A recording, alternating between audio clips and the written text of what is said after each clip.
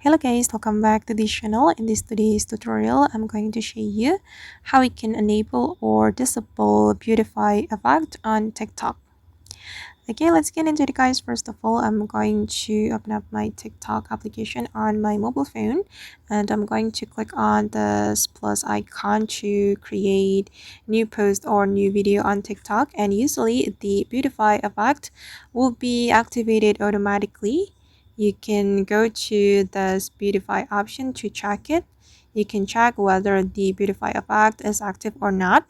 And now my Beautify effect is on, and we can use it to retouch our face. We can go to the smooth option to make our face smoother, and we can also make our eyes bigger and also apply makeup to our face if we want, like this. And if you want to turn off the Beautify effect, you just need to click on this icon and the Beautify effect will be disabled. Okay, then you can start to use it to record your video or to apply it to your photo. It's up to you.